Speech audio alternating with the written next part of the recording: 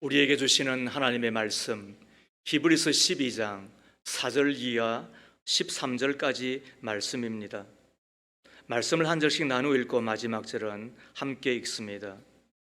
여러분은 죄와 맞서서 싸우지만 아직 피를 흘리기까지 대항한 일은 없습니다.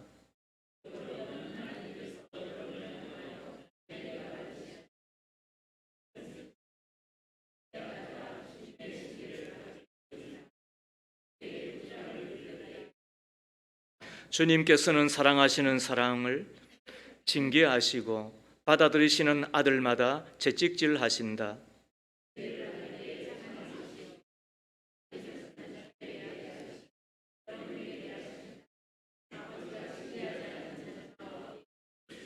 모든 자녀가 받은 징계를 여러분이 받지 않는다고 하면 여러분은 사생아이지 참 자녀가 아닙니다.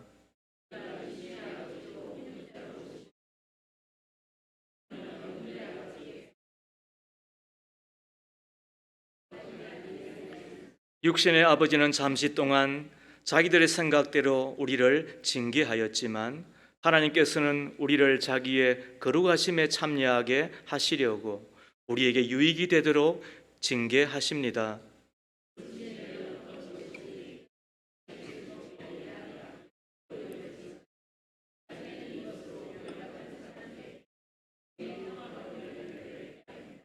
그러므로 여러분은 나른한 손과 힘 빠진 무릎을 일으켜 세우고 똑바로 걸으십시오. 그래서 절름거리는 다리로 하여금 삐지 않게 하고 오히려 낫게 하십시오. 이는 하나님의 말씀입니다. 하나님 감사합니다. 나는 징계도 받는 사람입니까? 징계를 받는 사람으로 오늘 이렇게 설교하지 않습니다. 무슨 이야기냐 하면 믿음의 길에 위로도 필요하지만 징계도 필요하고 또 징계도 받아야 된다는 말씀입니다. 감리교회에 이강산 목사님이 계십니다. 50년 동안 성역을 하셨고 40년 동안 부흥회를 인도하시며 1500여 부흥 집회를 이끄셨을 뿐만 아니라 교회를 150개나 개척을 하셨다고 하니 참 대단하잖아요. 이분에게 뭐 은사라고 하기는 조금 그렇습니다만 아무튼 특별한 게 있으셨대요. 당신에게 와서 이야기를 할 때 상대방이 거짓말을 하거나 쓸데없는 이야기를 하면 기가 아프셨대요. 그래서 한참 이야기를 듣다가 기가 아파 그러면 더 이상 말을 하지 못한 것입니다. 언젠가 삼각산에서 부흥회를 열었는데 시골 목회자가 와서 하소연을 하더랍니다. 교회가 작고 어려워서 닭을 키우고 있는데 무척 힘들다는 것이었습니다. 이때 이강산 목사님이 기가 아파했지요. 그래서 이 시골 목회자는 더 이상 이야기를 하지를 못했습니다. 그날 저녁 설교 시간에 이강산 목사님이 목회자가 열심히 기도하고 전도해서 교회를 부흥시킬 생각을 해야지 살겠다고 닭 꽁무니만 쫓아다니니까 목회가 될 리가 있느냐라고 공개적으로 질책을 했습니다. 이 말을 들은 젊은 목회자는 함께 온 친구 전도사에게 눈물을 흘리면서 그래도 목사님이 아버님 같아서 어려움을 하소연하였는데 이렇게 야단을 치시니 더 힘들고 견딜 수 없다고 말을 한 것입니다. 그래서 이강산 목사님에게 가서 목사님 너무 심하지 않으셨어요? 이렇게 말씀을 드렸대요. 그날 저녁 또 설교 시간에 이강산 목사님이 이렇게 이야기를 하더랍니다. 녹그릇인 줄 알고 던졌더니 사기 그릇에 불과했네, 이런 이야기를 하더랍니다.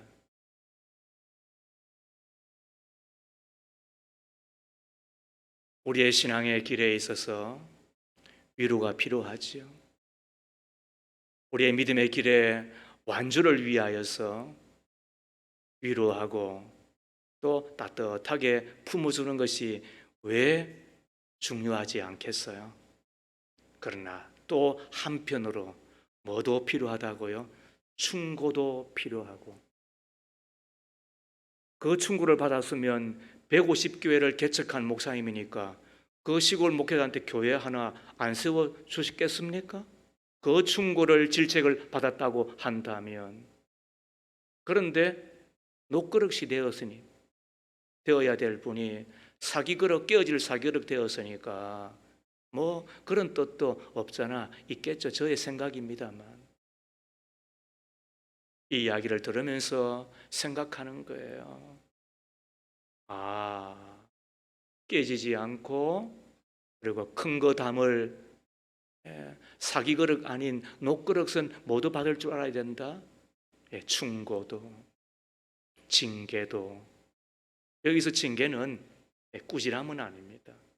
이것의 뜻은 강한 권면입니다. 꾸지람도 들어야 됩니다. 그리고 또 한편으로는 매도 맞을 줄 알아야 되는 것입니다. 오늘 우리가 읽고 있는 이 히브리서를 서신서로 성경으로 받는 이들은 당대의 디아스포라라고 하는 흩어져서 예수를 믿는 주는 유대인들이었고, 그리고 또 개중에는 이방인들도 있었겠지만, 그러나 전체적인 분위기, 또 구약 성경을 많이 인용하는 것을 보면 아마 유대인들이지 않았나 싶습니다. 저들이 유대교를 떠나 여호와 신앙을 떠나 예수 신앙으로, 그리고는 믿음의 강력한 은혜로 저들은 그 신앙의 길을 시작합니다. 그런데 저들 가운데 스물스물 낙심이 찾아옵니다. 그리고는 잘못된 길로 빠져 들어간 듯한 것이 보이기 시작합니다. 그래서 히브리서 2장 1절 말씀 함께 읽습니다. 그러므로 우리는 들은 바를 더욱 굳게 간직하여 잘못된 길로 빠지던 일이 없어야 마땅하게 했습니다. 누구한테 하는 이야기라고요? 바로 그러한 조짐이 보이는 이들에게. 우리의 신앙의 길에 있어서도 늘 조심스러운 것이 뭐냐? 낙심입니다. 그리고 또 하나는 잘못된 길로 빠져 들어가는 듯한 조짐인 것입니다.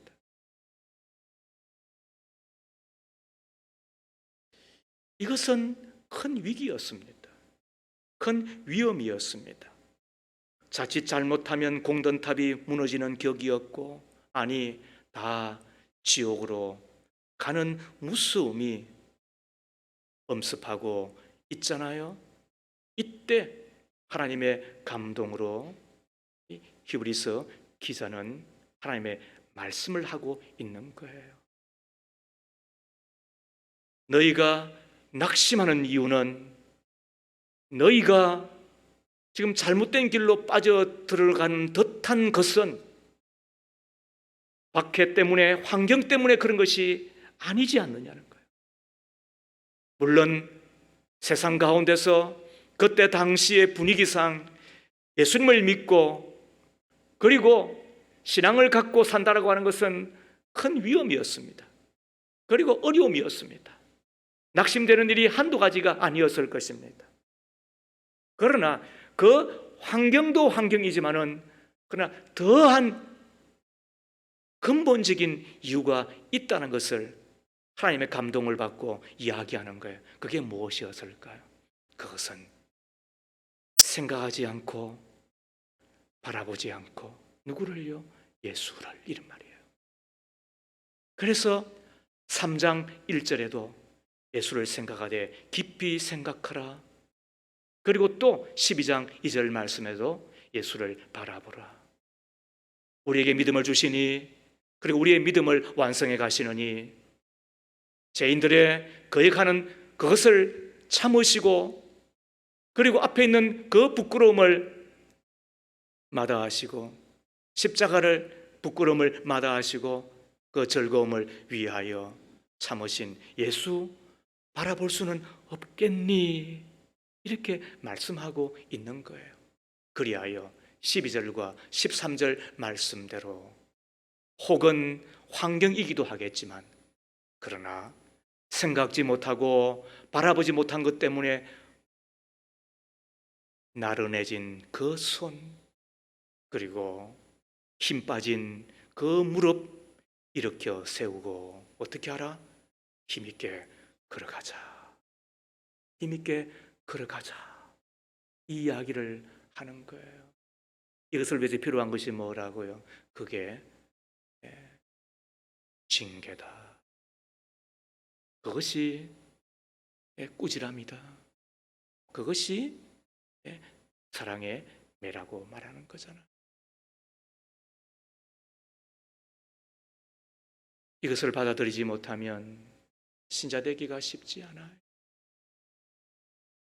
우리 교회 믿음의 가족들은 참 만만치 않는 이 목사를 만나서 저의 설교를 하나님의 말씀으로 들어주신 것 감사하고, 저의 평생에 고심하고 고민하고 고통스러워한 것이 뭐냐? 그는 진리의 말씀을 선명하게 전하는 스피커이길 바라는 거예요. 목소리가 좋다고 해서 좋은 스피커가 되는 건 아니잖아요. 제 삶 혹은 제 가정 그리고 제 자녀들이 비틀거려 버렸다고 한다면 누가 저의 설교를 듣겠습니까? 누가 하나님의 말씀을 듣겠습니까? 여기에 저의 고민이 있는 거예요. 여기에 저의 고심이 있는 거예요. 여기에 저의 발부둥이 있는 거예요. 저는 문장 하나를 다듬기 위하여 어제도 새벽 2시까지 이 설교를 준비했습니다. 자랑이 아니고 사실을 이야기하는 것이고, 하나님의 말씀은 그렇게라도 요리하고 전해주어야 되고, 그리고 그 요리를 받아 먹은 사람들은 다시 여러분들이 이제는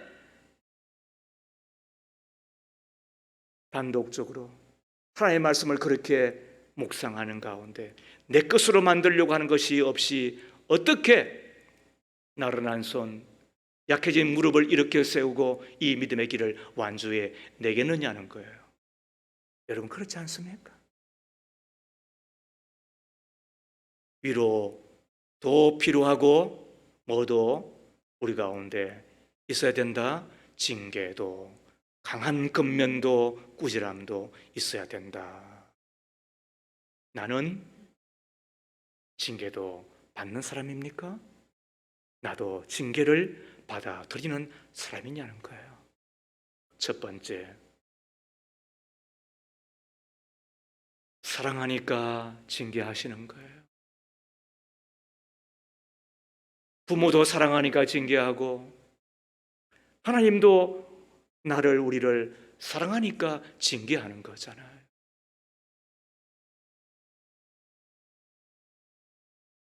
곽선희 목사님의 글을 보면서 제가 참 울컥했어요. 그렇구나. 사형제가 있었대요. 그런데 엄마는 늘 맏형되는 첫째는 그다지 혼도 안 내고 안 때리는데 자기들 삼형제만 혼도 내고 많이 때리시는 거예요. 잘못은 같이 하는데, 그런데 형은 늘 제외시키고 자기들만 때리니까 얼마나 뿔이 났겠어요. 어째서 우리 집안은 셋만 때리고 형은 안 때리나? 그런데 얼마 후에 엄마로부터 비밀 한 가지를 듣게 된 거예요. 맏형되는 첫째는 배다른 형인 거예요. 엄마가 낳은 자식이 아니라는 거예요. 그 동네에 안악이 있어 임신을 하고 출산을 하는 가운데 아마 잘못되어서 세상을 떠났는가 봐요. 그것을 옆에서 지켜보고 있던 한 처녀가 제가 그 거둬드리겠습니다 하고는 그 가정에 들어가 엄마가 되고 아내가 된 거예요. 그리고는 연이어서 셋 아들을 낳은 거죠. 그럼 몇 명이 된 거예요? 네 명이 되었잖아요. 전혀 표시나지 않게 완전히 비밀로 그렇게 자기 자식처럼 다 키워내었어요. 그런데 뭐는 하지 않아요? 매질은 하지 않아요. 누구한테? 첫째에게. 왜요? 혹시라도 상처받을까 봐. 그래서 자기가 배로 낳은 자식은 때리지만은 그렇지 않은 첫째는 가능하면 안 때리고, 그리고 가능하면 혼도 안 내더라는 것이잖아요. 오늘 성경이 이 말씀을 하고 있음을 여러분 보잖아요. 6절 이하 말씀. 주님께서는 사랑하시는 사람을 징계하시고 받아들이시는 아들마다 채찍질하신다. 징계를 받을 때에 참아내십시오.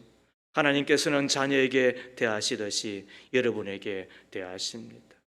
아버지가 징계하지 않는 자녀가 어디 있겠습니까? 모든 자녀가 받은 징계를 여러분이 받지 않는다고 하면 여러분은 뭐라고요? 사생아지, 참 자녀가 아니라는 말씀이 있잖아요. 예수를 믿는다는 게 뭐예요? 내가 그리스도인이 되었다는 게 뭐예요? 예수 그리스도를 믿음으로 말미암아 내 죄가 사하여지고 하나님을 아버지라 부르며 나는 그분의 아들과 딸이 되되 어떤 자녀라고요? 독생 성자, 하늘과 땅과 만물을 말씀 한마디로 만드신 예수 그리스도의 생명값을 내어놓고 우리를 죄에서 사신 그런 존재잖아요. 이 세상에 믿을 리가 나 하나만 있었어도 하나님은 나 하나를 위해서라도 독생 성자를 보내셨을 거예요. 그게 하나님의 사랑이에요. 그게 하나님의 크기예요. 그게 하나님의 사랑의 깊이예요. 그게 하나님의 사랑의 넓이예요. 그 사랑의 대상이 된 게 나예요. 사랑하니까 어떻게 한다고요? 그래서 징계도 하시는 거예요. 꾸지람도 하시는 거예요. 요즘 호세아서를 보시잖아요. 오른손으로는 하나님의 사랑으로 쓰다듬으시는 것이 있고 왼손으로는 매를 드시고 때리시잖아요. 그러나 그것은 동일한 하나님의 사랑이시잖아요. 사랑이 없으면 징계도 없는 법이에요. 한 사형수가 형장에서 죽으면서 마지막으로 어머니를 부릅니다. 사형수는 어머니의 귀에 대고 제가 이렇게 사형수가 된 것은 어머니 때문이에요. 당신이 제가 잘못할 때 한마디라도 꾸짖었다면 이 지경까지는 되지 않았을 텐데, 그렇게 이야기하며 가까이 자기 입 앞에 있는 엄마의 귀를 깨물어 버렸다는 이야기 들으셨죠? 외아들인 자식이 나쁜 짓을 할 때 어머니는 채찍을 들지 않았던 거지요. 결국 아들은 버릇을 고치지 못하고 사형수가 된 것 아니겠습니까? 여러분, 사랑 없으면 안 꾸짖습니다. 사랑 없는데 엄한 말을 할 필요가 뭐 있습니까? 보이스 비 앰비셔스, 옆집의 아들한테는요 성자의 이야기를 합니다. 그러나 그 아이한테 제가 꾸짖을 일이 뭐가 있습니까? 무슨 험한 일을 당하려고 여러분 그런 이야기를 제가 왜 해줍니까? 내 아들이니까, 내 친자식이니까, 사랑하니까. 여러분 그렇게 하는 것 아니겠습니까? 그러므로 징계는 사랑의 표인 것입니다. 그 징계를 받을 때마다 내가 하나님의 아들이구나, 하나님의 딸이구나 이렇게 생각하면 정확합니다. 잠언 13장 24절에 매를 아끼는 것은 자식을 사랑하지 않는 것이다. 자식을 사랑한 사람은 훈계를 게을리하지 않는다라고 이야기하였잖아요. 우린 여기서 질문 하나를 하겠습니다.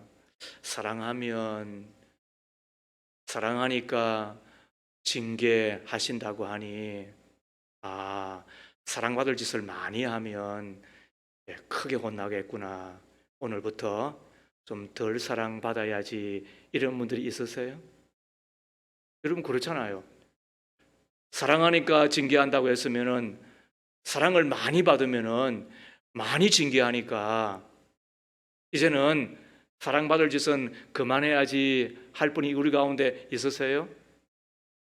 자식을 키우다 보면 첫째가 있고 둘째가 있을 때, 자식을 키우다 보면 가끔 흔하지는 않지만은 한 번은 호되게 또 꾸지람을 하고, 또 혹은 또 매를 들을 때가 있잖아요.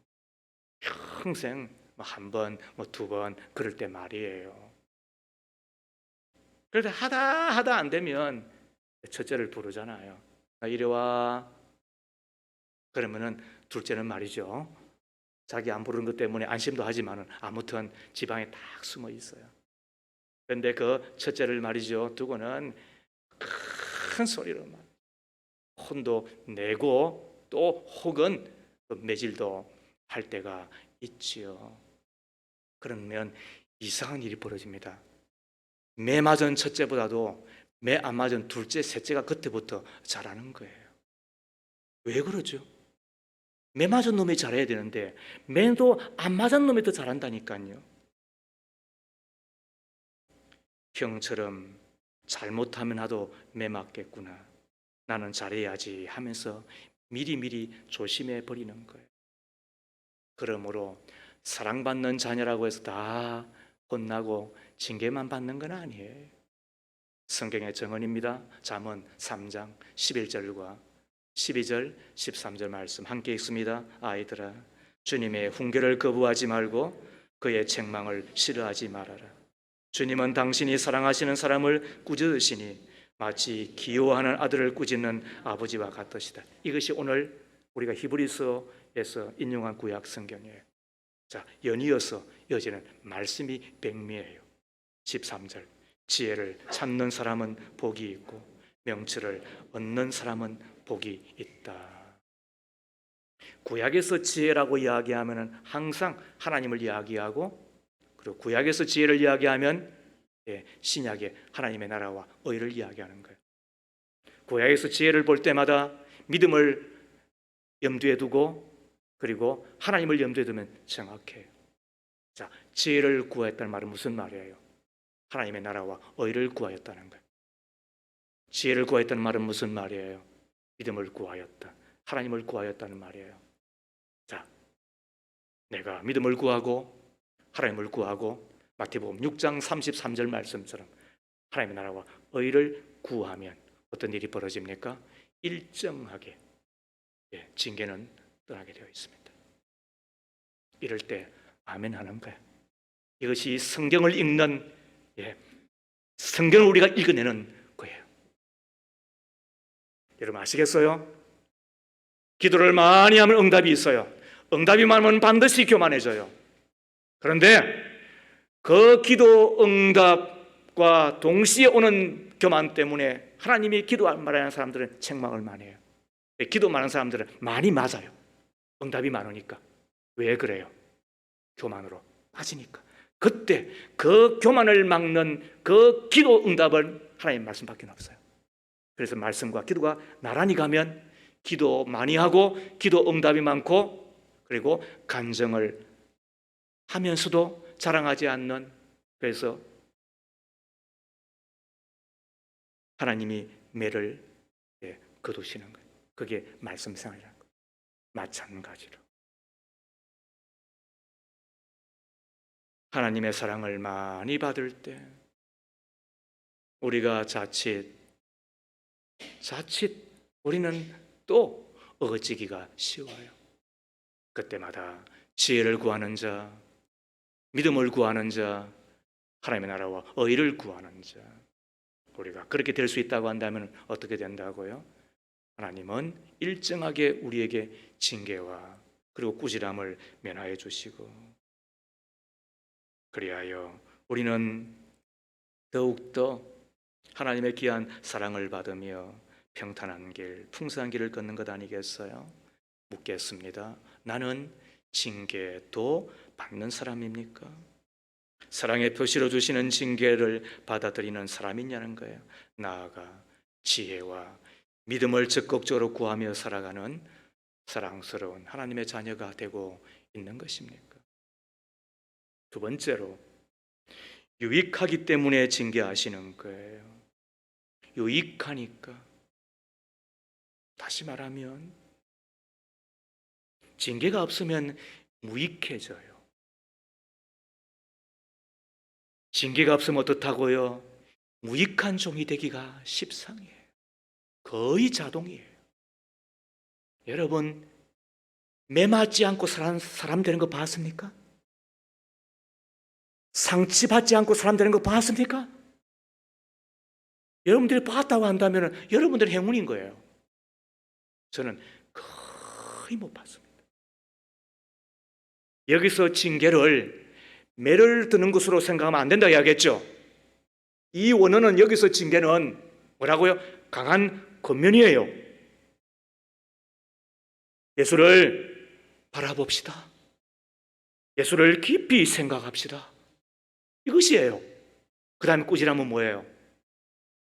왜 예수 깊이 생각 안 하니? 왜 예수 바라보지 않니? 그 다음에 채찍은 뭐예요? 너 그러면 혼난다. 너 그러면 매 맞는다. 이것은 거의 연결되어 있는 거예요.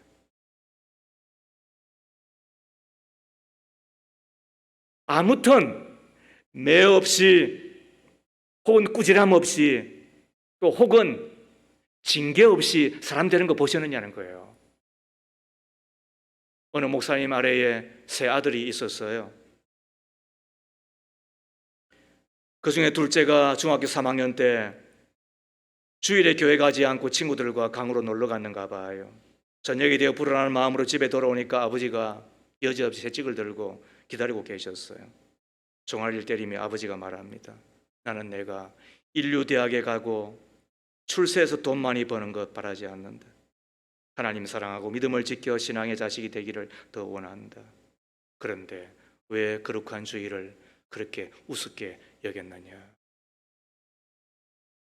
그 이후에 그 사랑의 채찍이 그의 믿음의 시발점이 되고 그리고 사람 되는 양식이 된 거예요.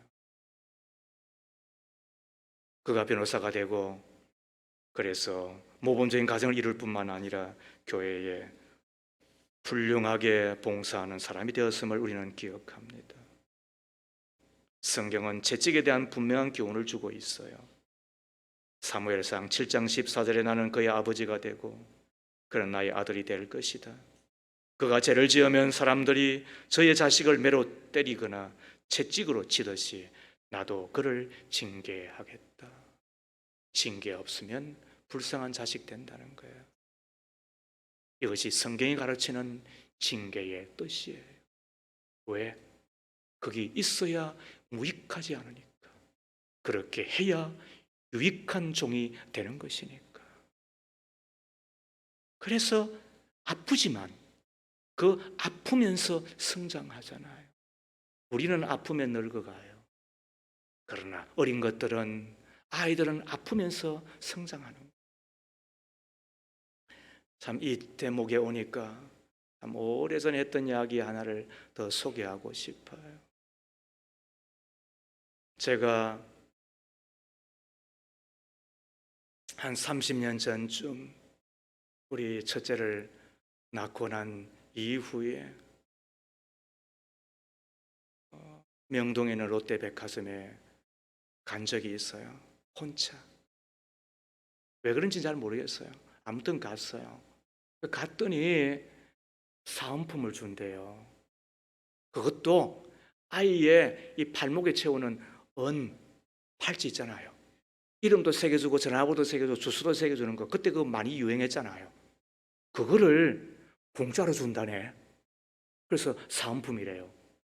10만 원어치 사면 한 30년 전쯤 되니까 지금보다 훨씬 가치는 높겠죠. 그래서 그 10만 원을 채우려고 말이죠, 위에 갔다가 그냥 사버리면 되지만은 뭐 그 정도는 안 되니까 또 아래로 갔다가 또 위로 갔다가 아래로 갔다가 아무튼 근근히 10만 원을 다 채우고 사은품을 준다고 하는 그 장소에 가서 턱 내밀었더니 이름도 탁 새겨주더라고요.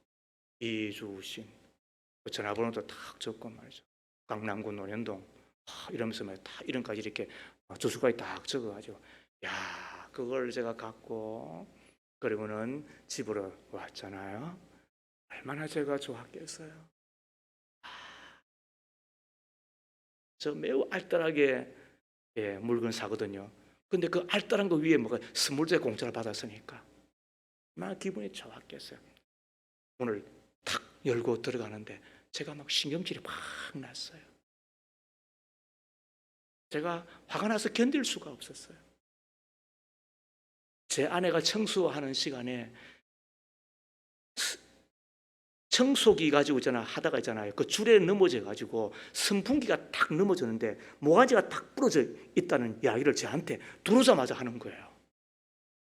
제가 말이죠, 신경질이 확 났어요. 제가 막 화가 났어요. 나는 지금 말이지, 예?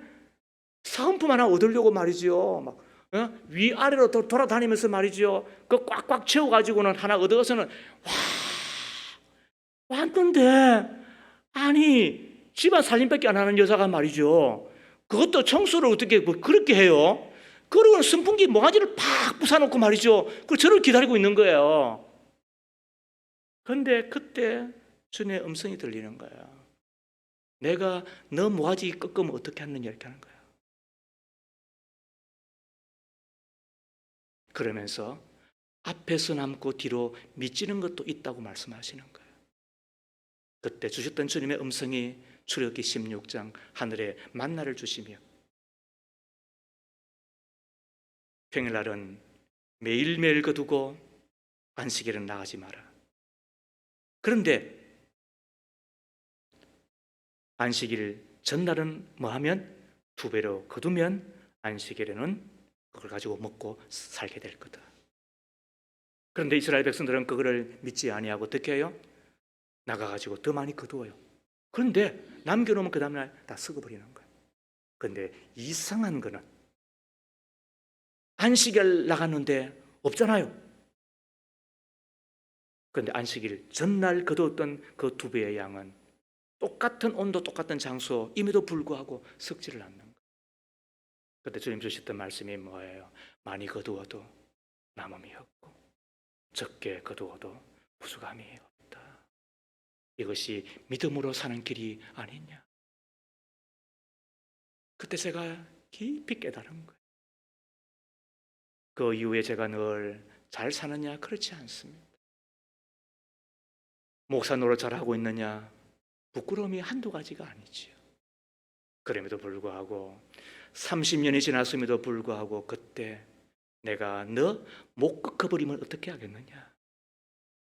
앞에서 남고 뒤로 미치는 일이 있느니라. 많이 거두어도 남음이 없고 적게 거두어도 부족함이 없는 것이 믿음의 삶이고 그것이 믿음의 길이다. 너가 나를 믿는다고 한다면, 너가 나의 말을 믿고 살아간다고 한다면 이것이 여러분 징계가 주는 유익인 것입니다. 그래서 그 징계를 통하여 혹은 그 징계가 어떤 때는 사고이기도 하고 또 어떤 때는 질병이기도 하고 그 징계가 혹은 어떤 때는 어떤 관계가 뒤틀어지면서 고통당하기도 하고 또 어떤 때는 아니 나만큼 잘 믿으면 됐지, 그런데 또 교회 오면 또 닥달하잖아요. 그런 또 섭섭함이기도 하고. 그런데 그걸 통하여 우리는 어떻게 돼요? 깨닫게 되고 성장하는 사람이 되는 거잖아요. 뿐만 아니라 11절 말씀에 보면 10절 말씀에 보면 우리는 징계를 통하여 거룩해진다고 이야기하잖아요. 우리를 낳아준 아버지는 잠시 동안 자기 판단대로 우리를 견책하시지만 하나님께서는 우리에게 이익을 주며 우리를 당신처럼 거룩하게 만드시려고, 공동번역의 말입니다. 우리를 뭐하게 하시려고? 거룩하게 만들어 주시려고. 거룩은 깨끗함이고, 그리고 거룩은 하나님 세상과 다르다, 세상과 같지 않다는 뜻이 있어요. 이것은 값으로 계산할 수 없는 복이에요. 여러분 생각해 보세요. 당장은 세상이 화려하고 재미나고 그리고 값져 보이지요. 그러나 세상은 겪으면 겪을수록 더럽고 추하고 실정나고 도움이 되지 않을 뿐만 아니라 세상은 우리를 공격하는 거예요. 이것이 세상이에요. 이 세상과 구별되어 살아가는 것, 그것이 거룩이에요. 이 세상을 사랑하지 아니하고 하나님을 사랑하는 것이, 그것이 거룩인 거예요. 이 거룩한 것을 좋아하고 거룩한 것을 행하며 거룩한 것을 추구하는 이것이 신자의 특권이고 축복이잖아요. 이것은 징계를 통해 주시는 유익인 거예요. 뿐만 아니라 징계는 우리에게 평화의 열매를 주고 또 정의의 길, 올바른 길을 걷게 해요. 11절 말씀이에요. 무슨 견책이든지 그 당장에는 즐겁기보다는 오히려 괴로운 것입니다. 그러나 이러한 견책으로 훈련을 받은 사람은 마침내 평화의 열매를 맺어 올바르게 살아가게 됩니다. 여러분, 내 마음에 평화가 있는 만큼 더 큰 보약은 없습니다. 우리가 올바른 길을 걸어가는 만큼 인생에 더 큰 보장도 없습니다. 우리 신자에게서 보약이 뭐라고요? 가장 큰 보장이 뭐라고요? 그건 내 마음의 평화예요. 우리를 막 공격해요. 우리를 멸시해요. 우리를 손가락질해요. 예수 믿는 너나 예수 안 믿는 나나 다른 게 뭐가 있느냐? 그 다음에 우리가 예수를 믿으면 믿을수록 믿지 않는 사람이 아니라 믿는 내 가족마저 나를 공격해요. 그러니까 우리는 손에 힘이 빠지고 무릎이 약해지고 똑바로 걸어가기가 쉽지 않아요. 그런데 이상하게 내 마음에 평화가 있어요. 걔는 짖어도 기차는 가는 것처럼 당신들이 뭐라고 이야기해도 내 믿음, 내 소망, 내 사랑 약해지지 않아. 이것이 평화예요. 그리고는 올바른 길을 걸어갈 사람이 된다니까요. 징계를 통하여인 거예요. 살아보십시오. 편법과 불법으로 사는 것이 당장은 잘 살고 돈 되는 것 같아도 결국은 올바르게 살아가는 것이 승리이며 우리를 복되게 합니다. 그것이 인생의 보장이 되는 것입니다. 이 또한 징계가 주는 유익인 것입니다.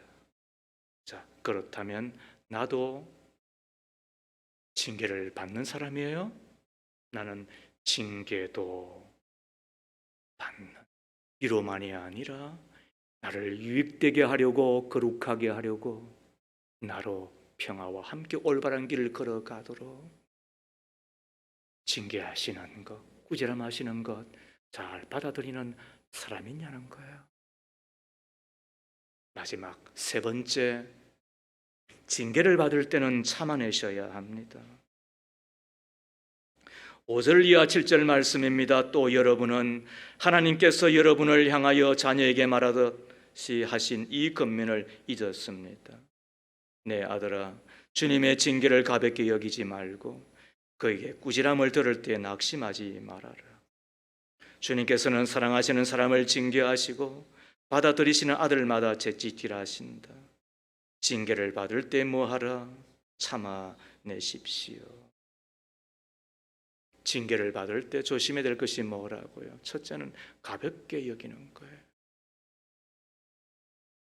두 번째는요, 낙심하는 거예요. 하나님의 징계는 가볍게, 다른 말로 하면 업수 여기면 안 돼요. 너가 나를 업수 여겼느냐? 나도 너를 어떻게 하겠다? 업수 여기겠다.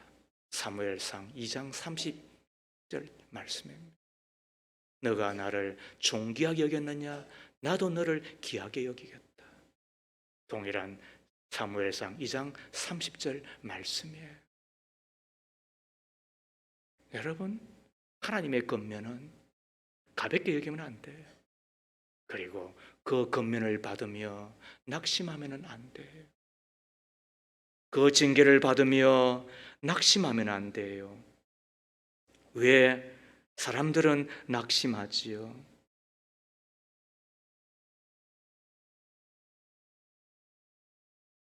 우리를 뭐라고 하니까 그런 거예요. 잘한다, 잘한다. 그래. 그러면서 우리를 따뜻거려 주면은 그래도 나은데, 우리를 책망하니까, 우리를 충고하니까, 그래서 낙심이 되는 거잖아요. 어떤 데는 싫고 억울하기도 하잖아요. 그러나 여러분, 되돌아보면 그 징계 때문에 바꿀 수 있는 기회가 되었고, 승수할 수 있는 기회가 되었고, 남을 이해하는 기회가 되잖아요. 그러고 보면 성경이 우리에게 일러주고 있는 위대한 하나님의 사람들의 특징이 뭐냐? 그는 징계에 대한 반응 때문에 나뉘어졌다는 거예요. 사울왕을 보세요. 그는 왕이 되기 전에 얼마나 겸손했는지 몰라요. 왕이 될 만큼 실력도 있었잖아요. 그런데 그가 왕이 돼서 서서히 변질됩니다. 한 번은 블레셋이 쳐들어와서 이제는 제사를 드리면은 좋겠다는 생각이 들었어요. 그게 사무엘상 13장의 이야기예요. 근데 왕이 드릴 수는 없잖아요. 근데 사울이 그 제사를 혼자서 드려버리고 말아요. 그때 사무엘 선지자가 찾아왔어. 왜 기다리지 못했냐라고 이야기를 하잖아요. 그러자 제가 잘못했습니다, 이렇게 고백했으면 좋았을 텐데 오히려 변명하고, 그리고는 합리화해요. 제사 본인이 드린 것도 잘못했지만 더 큰 잘못이 뭐예요? 사무엘상 15장에 보면 아말렉 족속을 완전히 멸절하라고 하나님의 엄명이 떨어졌어요. 아무것도 취하지 말라고, 다 죽이라고 그랬어요. 그런데 그 하나님의 말씀에 사울왕은 또 반발하여 재물을 숨기고 자기 것으로 놓아두어요. 잘못이잖아요. 이때 사무엘 선지자가 사울에게 다시 와서 왜 그랬냐라고 책망을 하잖아요. 역시 잘못했다고 인정을 했으면 되었을 거예요. 그런데 그때도 변명하고 자기 위신을 세우고, 그리고는 사무엘 선지자를 공격하고 대항을 해요. 여러분 생각하세요. 잘못한 것보다 더 큰 잘못이 뭐예요? 죄지는 것보다 더 큰 죄가 뭐예요? 그거는 변명하는 거예요. 그래서 하나님 어떻게 합니까? 그의 왕위를 빼앗아 버립니다. 이것이 그에게 향한 채찍이었습니다. 여러분, 실수하는 사람 없습니다. 허물없는 사람 없습니다. 잘못하지 않은 사람은 더더욱더 없습니다. 그러나 그때 내가 변명할 것인가? 아니면 내가 하나님 앞에 고백할 것인가? 그것이 그 사람의 운명을 나누는 겁니다. 다윗을 보십시오. 그가 죄가 없습니까? 사울보다도 더 많은 죄를 지었으면 지었지 그는 결코 낫지 않아요. 한 여인은 바세바를 탐하고 그를 간암하고 그 남편까지 죽이잖아요. 무서운 죄를 다윗은 범합니다. 이때 선지자 나단이 와서 다윗의 죄를 지적하고 책망합니다. 이때 다윗은 이 책망을 받아들일 것인가? 아마 고심이 되었을 거예요. 왜냐하면 당시에는 왕이 그냥 한 여인을 취하는 것은 그다지 별스럽지 않아요.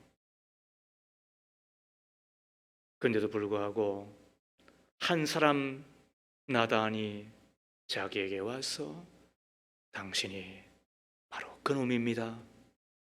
그렇게 이야기해 주었을 때에 그는 어떻게 합니까? 제가 그렇습니다.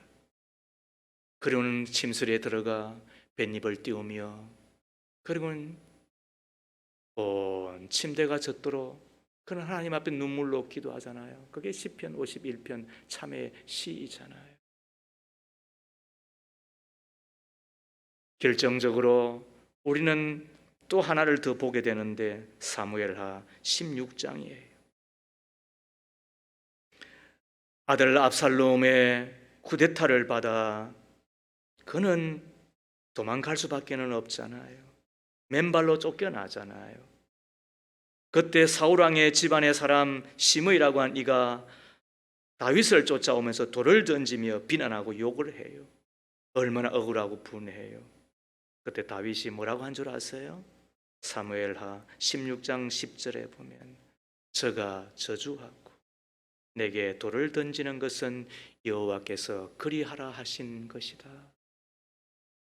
참 가슴이 먹먹합니다. 저도 원하든 원치 않든 간에 우리 교우들 가운데 한두 번 정도는 저를 비난하는 이도 있을 거라고 봅니다. 왜 굳이 목회를 저렇게만 하느냐고, 왜 설교를 왜 저렇게만 하느냐고, 왜 그런 분이 왜 없겠어요?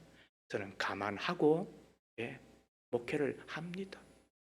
그러나 그럴 때도 하나님이 저렇게 나로 듣게 하시는구나, 내 앞에 반발하게 하시니가 하나님이시겠구나.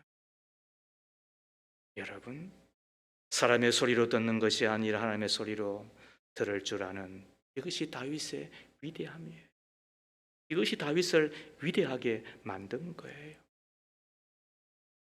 혹은 충고, 혹은 권면, 혹은 징계, 혹은 꾸지람, 혹은 채찍마저도 내가 어떻게 받아들이냐에 따라서 내 인생의 운명이 갈라진다는 것을 안다고 한다면 여러분 어떻게 하셔야 됩니까? 나는 징계도 받는 사람입니까? 그리고 그 징계를 가볍게 여기지 아니하고 그 징계마저도 참아내는 사람입니까?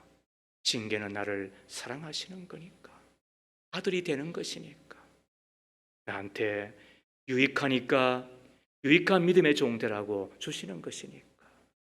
어떤 때는 강하게 이야기하기도 하고 어떤 때는 매를 때리듯이 아프게 하기도 하고, 그것이 주의 종을 통하여, 하나님의 교회를 통하여, 혹은 사건을 통하여, 혹은 이런저런 질병을 통하여서도, 고난을 통하여서도, 더 나아가 하나님이 직접 오셔서 그렇게 하실 때 참아내는 여러분 다 될 수 있기를 주의 이름으로 축복합니다.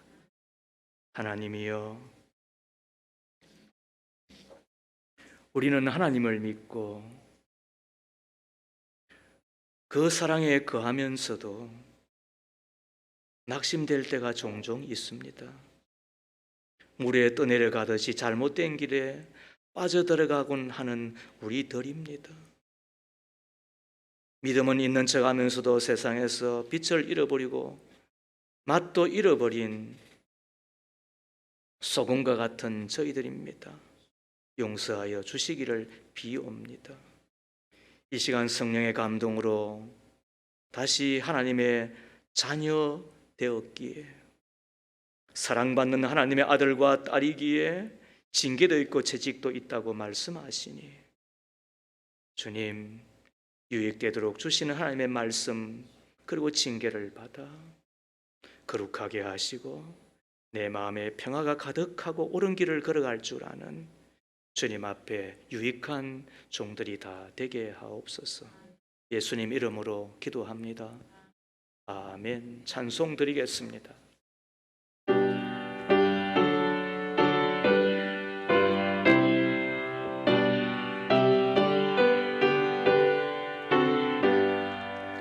어려운 일 당할 때 나의 미래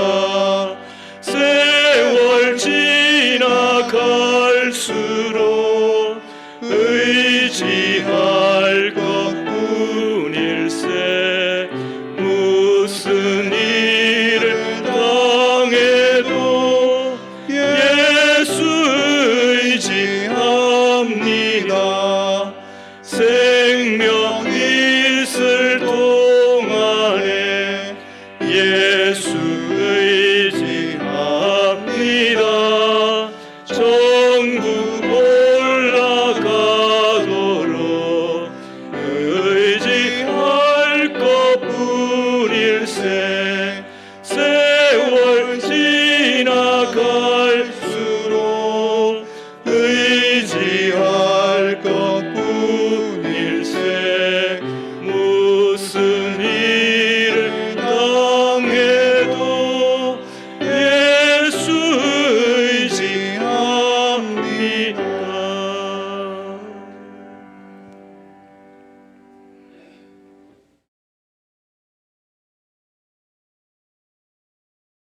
하나님께서 우리에게 주신 믿음은 보배로운 믿음입니다. 그 믿음의 궁극적인 목적은 천국 가는 길 완주하여 내 하나님의 얼굴을 배웠고 우리의 참 위로자 되시며 우리의 구주이신 예수님의 손을 잡는 것입니다. 이 땅에 살아가는 동안 성령님 우리의 연약함을 도우시고 특별히 낙심하지 아니하고 혹은 우리의 믿음의 길에서 잘못 다른 길로 빠지지 아니하도록 꼭 도와주실 줄로 믿습니다. 성령의 감동을 따라 우리에게 주신 이 겉면의 말씀이 다시금 하나님의 사랑을 받는 자임을 나에게 유익이 되도록, 그래서 참아내어야 하는 징계, 꾸지람 그리고 채찍임을 잊지 아니하고 주님과 함께하기를 힘쓰는 우리 모두 이기를 간절히 비옵니다. 열의 하나를 구별함도 각종 예물을 주님 앞에 드려 복음의 사업과 하나님의 교회를 위하고 주 예수의 다시 오실 때까지 주님의 나라를 세워가는 우리가 됨은 또 믿음의 표이며 또 하나님의 은혜의 빚진 자의 삶임을 믿기 때문입니다. 주님이 받으시면 오병이어의 기적이 나타나고 5,000명도 더 먹이는 믿음의 갑부, 그리고 이 땅에서도 진정한 부자가 다 될 줄로 믿습니다. 예수님 이름으로 축복하며 기도하옵나이다. 아멘.